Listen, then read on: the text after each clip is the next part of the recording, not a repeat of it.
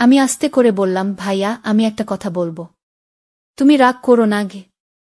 ভাইয়া চোখ তুলে আমার দিকে তাকালো। আমি একটু থেমে নিয়ে বললাম, ভাবির বয়স এখনো খুব কম। সে হয়তো বুঝে না কিভাবে স্বামী স্ত্রীর সম্পর্ক চলে। তুমি হয়তো নিজের ভালোবাসার জায়গা থেকে ওকে বড় করতে চাও। কিন্তু ভাইয়া, এই বয়সে কেউ এমন কঠিন নিয়মে চলতে পারে না। ভাবি মুখ তুলে তাকালো, চোখে বিস্ময়। ভাইয়া কিছু বলল না, চুপচাপ শুনো। তুমি যা চাও সেটা হয়তো ভুল নয়, আমি আবার বললাম, কিন্তু সেটা বুঝিয়ে বলার দায়িত্বও তোমার। জোরে ভয় দেখিয়ে কখনোই কেউ ভালো শিখতে পারে না ভাইয়া। বরং সে শুধু ভয় পায়। আর সেই ভয় থেকে আসে দূরত্ব, ভুল বোঝাবুঝি গিয়ে। আমি বলতে বলতে একটু থেমে গেলাম।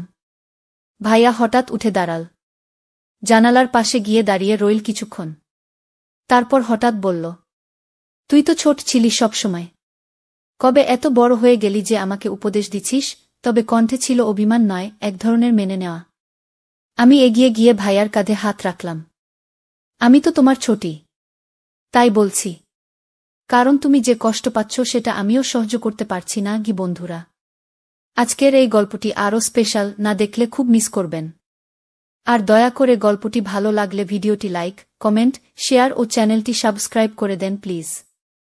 ভাইয়ার বিয়ে ঠিক হবার পর থেকে বাসার পরিবেশ একেবারে বদলে গেল।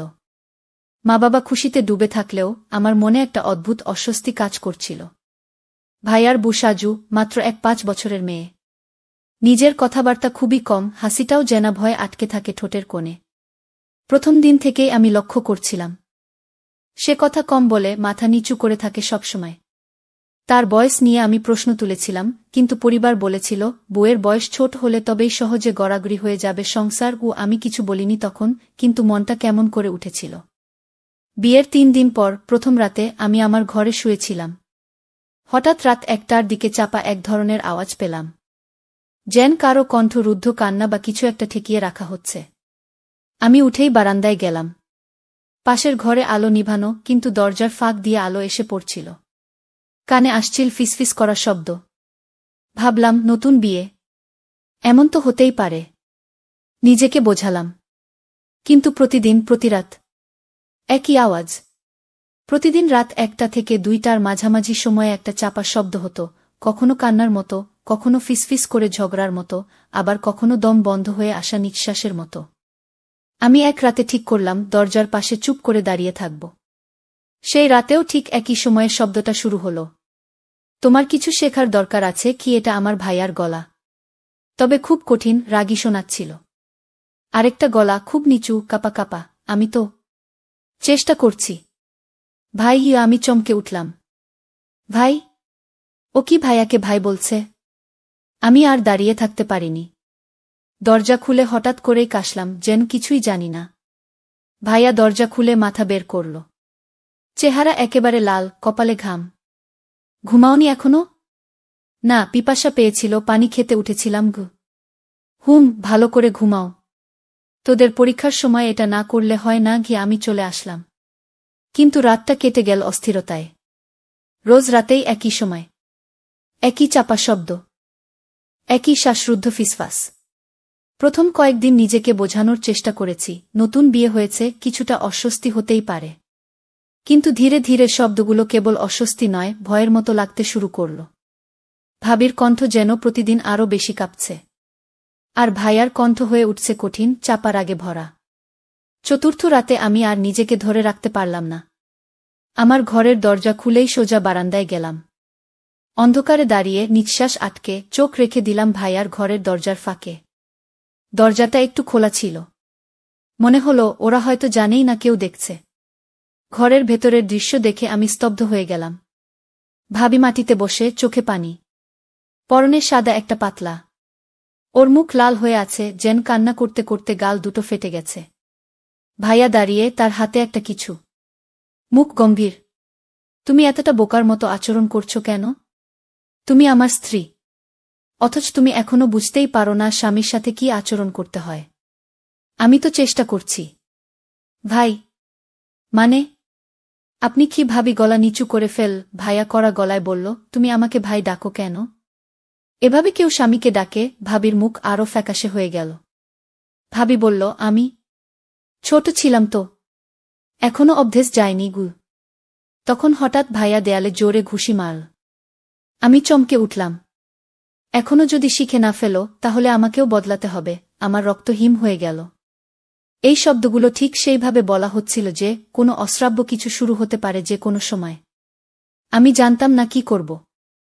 ভেতরে ঢুকে পড়ি, মা বাবাকে ডাকি, নাকি ভিডিও করি প্রমাণের জন্য। কি করব ভাবছিলাম, কিন্তু তখন একটা দৃশ্য দেখলাম যা আমাকে আরও বিভ্রান্ত করে দিল। ভাবি আচমকা উঠে গিয়ে ভাইয়ার পা জড়িয়ে ধরল। খুব নিচু স্বরে কিছু বলছিল, আমাকে ক্ষমা করে দাও, তবে দেখে মনে হচ্ছিল ভয়, অনুনয় আর অসহায়ত্বের এক অদ্ভুত মিশ্রণ। ভাইয়া তাকে তুলে দাঁড় করাল। মুহূর্তেই গলা নরম করে বলল, তুমি জানো না আমি তোমাকে কতটা ভালোবাসি, কিন্তু তুমি আমাকে বাধ্য করো রেগে যেতে। আমি যেন এক সেকেন্ডে আরেকটা মানুষকে দেখতে পেলাম, এই সেই ভাইয়া যে সারা জীবন আমার রোল মডেল ছিল। এত ভালোবাসার কথা বলেই এখন এমন আচরণ। ভাবি কিছু না বলে মাথা নিচু করে রইল। সে হয়তো অভ্যস্ত হয়ে যাচ্ছে অথবা হার মানছে। আমি জানি না ঠিক কি হচ্ছিল ও ঘরে। তবে এখন আমি সম্পূর্ণ নিশ্চিত ওদের সম্পর্কটা কিছুতেই স্বাভাবিক নয়। আমি জানতাম না সেই রাতে আমি কি দেখেছি। একটা ভালোবাসার নামের মোড়কে কি চলছিল নির্যাতন? নাকি সেটা ছিল ভাইয়ার নিজের ভেতরের ভাঙনের বহিঃপ্রকাশ? পরদিন সকালে মুখে কিছু বলিনি কারো সঙ্গে।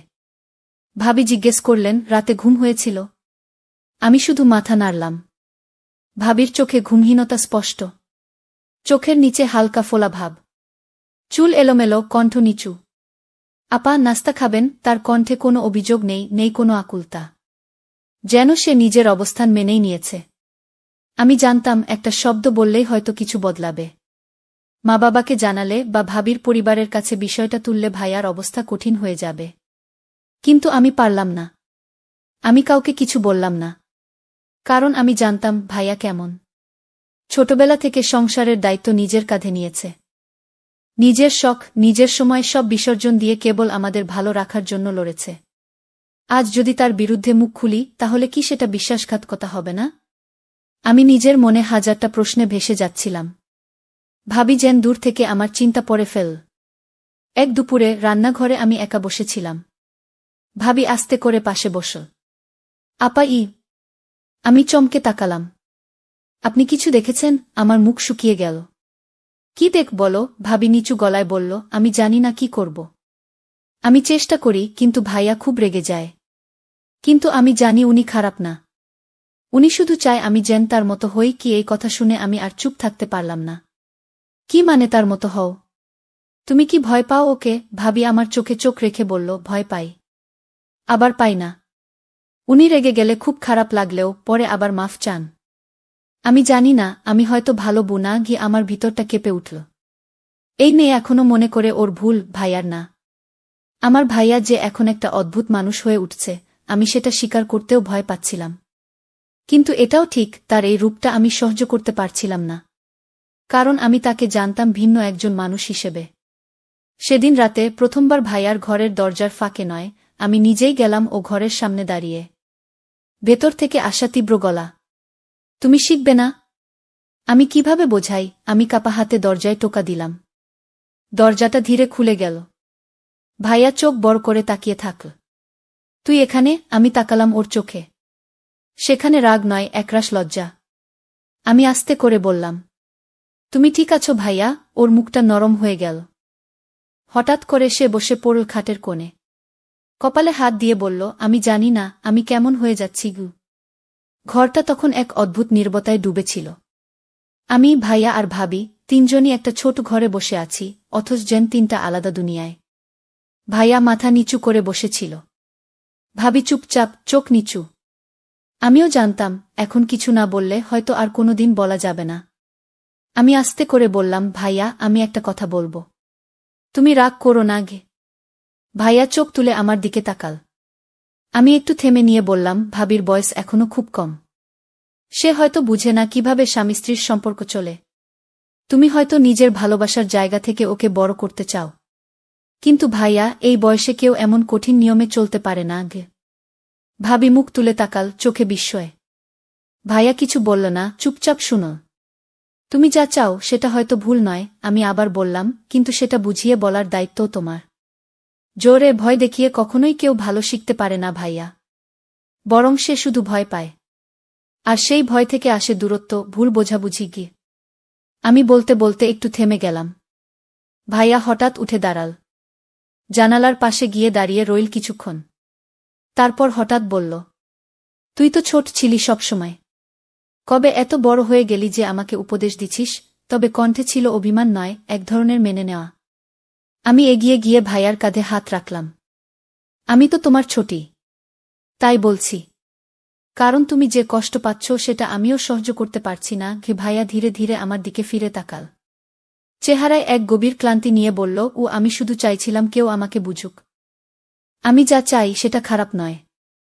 আমি চাই একজন সঙ্গী, যে আমার প্রয়োজন অনুভব করবে। সেই মুহূর্তে আমি আর ভাবির চোখের দিকে তাকাতে পারলাম না। কারণ আমি জানতাম ভাবি এসব এখনো বোঝার মতো বড় হয়নি। সে এখনো ভালোবাসা আর দায়িত্বের পার্থক্য বোঝে না। অথচ ভাইয়া চাচ্ছে সেই বয়স্ক গভীরতা। আর এই ফাঁকে অজান্তেই আমি নিজেই ভাইয়ার মনের কথা বুঝে ফেলেছি। এমনকি কিছু অনুভবও। আমরা তিনজন এক ঘরে, অথচ তিনটা ভিন্ন অনুভূতির লোক। ভাবি ভয়ে ঢাকা, ভাইয়া একাকিত্বে কাঁপা, আর আমি এই দুইয়ের মাঝখানে দাঁড়িয়ে নিজের অবস্থান খুঁজে ফিরছি। রাত তখন অনেকটা গড়িয়ে গেছে। ভাইয়ার ঘরে আলো নেভার আগ পর্যন্ত আমি পাশে ছিলাম।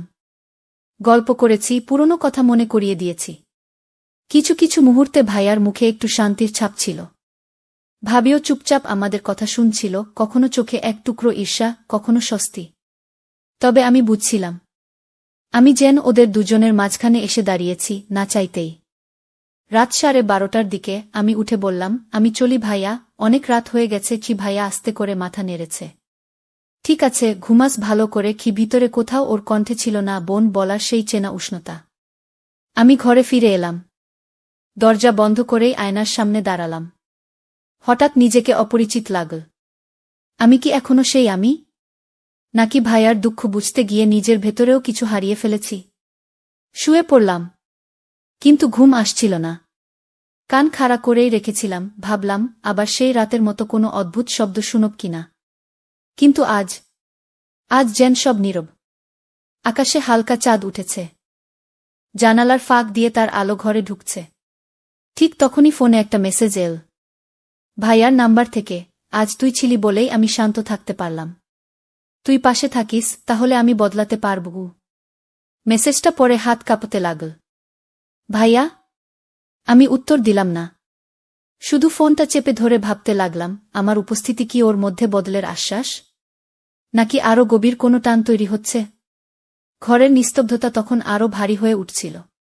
আমি জানতাম কাল সকাল থেকেই সবকিছু আর আগের মতো থাকবে না। পরদিন সকালটা ছিল অন্যরকম। আমি উঠে প্রথমেই আয়নার দিকে তাকালাম। চোখে কালো ছাপ, মুখে চাপা ভাব। আমি কি ক্লান্ত ছিলাম, নাকি বদলে যাচ্ছিলাম? ভাইয়া ও ভাবি ডাইনিং টেবিলে বসেছিল। আমি যেই ঘর থেকে বের হলাম, ভাইয়া একটু তাকাল আমার দিকে। নীরব চাহনি, কিন্তু যেন কিছু বলছিল। ভাবি নিচু গলায় বলল, আপা চা বানিয়ে দিই? আমি হেসে বললাম, না, আজ আমি করি। চা বানাতে বানাতে আমি ভাবছিলাম, এই সংসারে আমি কি ভূমিকা নিয়েছি। ভাবি, যে এখনো নতুন, যার বয়সী বোঝে না সংসার মানে কি। ভাইয়া, যে নিজের ভেতরের তীব্র শূন্যতা পূরণ, কিন্তু হয়তো ভুল পথে। আর আমি তো কেবল সাহায্য করতে চেয়েছিলাম, ভাইয়াকে বদলাতে, ভাবিকে বুঝতে শিখাতে। কিন্তু নিজের ভেতরের এক অজানা অনুভবের সঙ্গে লড়ছিলাম। রাত হলে আবার কথা হলো ভাইয়ার সঙ্গে। আমি জানালা দিয়ে চাঁদের দিকে তাকিয়েছিলাম। ভাইয়া পাশে এসে দাঁড়াল। তুই পাশে থাকিস তো সব সহজ লাগে। আমি হেসে বললাম, আমি তো আছি ভাইয়া, সবসময়। কিন্তু সেই হাসির নিচে ছিল একটা চেপে রাখা সত্য। ভাইয়াকে সাহায্য করতে গিয়ে আমি নিজেই কোথায় যেন আটকে গেছি। দিনগুলো চলতে লাগল, ভাবি একটু একটু করে বুঝতে শিখছে। ভাইয়াও ধীরে ধীরে কম রাগ দেখাচ্ছে। সব ঠিক হয়ে যাচ্ছে বাইরের চোখে, কিন্তু আমার ভেতরটা, আমি জানি আমি আর আগের মতো নেই। ভাবি বদলে যাচ্ছিল। সে এখন আর আগের মতো চোখ নামিয়ে কথা বলে না, বরং অনেক সময় আমার চোখে চোখ রাখে, নির্ভেজাল কৌতূহল নিয়ে। যেন সে আমাকে বুঝে ফেলতে চাইছে। না, শুধু বুঝে নয়, পরীক্ষা করছে। একদিন সন্ধ্যায় রান্নাঘরে সে আমাকে হঠাৎ জিজ্ঞেস করল, আপা, ভাইয়ার সাথে আপনি অনেক কথা বলেন আজকাল। ভালো লাগে আপনাদের বন্ধুত্ব দেখে আমার ভেতরটা ধক করে উঠল। আমি বললাম, ভালো বন্ধুত্ব তো ভাই বোনের মাঝে থাকতেই পারে, তাই না? সে মাথা নাড়ল, হ্যাঁ, নিশ্চয়ই। কিন্তু মাঝে মাঝে মনে হয় আমি যেন বাইরের কেউ। তার কণ্ঠে ঈর্ষা ছিল না, ছিল এক ধরনের ক্ষীণ ক্ষোভ আর ভয়ের ছায়া। রাত গভীর। আবারও সেই পুরনো ছাদের কোণে আমি দাঁড়িয়ে। ভাইয়া পাশে এসে দাঁড়ায়। একদম নীরব। হঠাৎ বলে, তুই থাকলে মনে হয় সব ঠিক হয়ে যাবে। আমি চোখ নামিয়ে বলি, তবে ভাবি? সে কোথায় থাকবে? ভাইয়া ধরা গলায় বলে, সে তো চুপ। তুই যে আমাকে বুঝিস কি? এই প্রথম আমি সরাসরি বললাম, ভাইয়া, তুমি যা খুঁজছ সেটা আমি দিতে পারি না। আমি পারলে না। ভাইয়া অবাক হয়ে তাকাল। তার চোখে তখন কষ্ট, হারানোর ভয় আর একটা বেপরোয়া আকাঙ্ক্ষা। তো বন্ধুরা, ভিডিওটি ভালো লাগলে কমেন্টে জানাবেন। এইরকম ভালোবাসার গল্প শুনতে চাইলে চ্যানেলটা সাবস্ক্রাইব করুন এবং পাশে থাকুন আর আপনার বেল আইকনটা বাজিয়ে রাখুন, যাতে নতুন ভিডিও আপলোড করা মাত্র আপনারা দেখতে পারেন।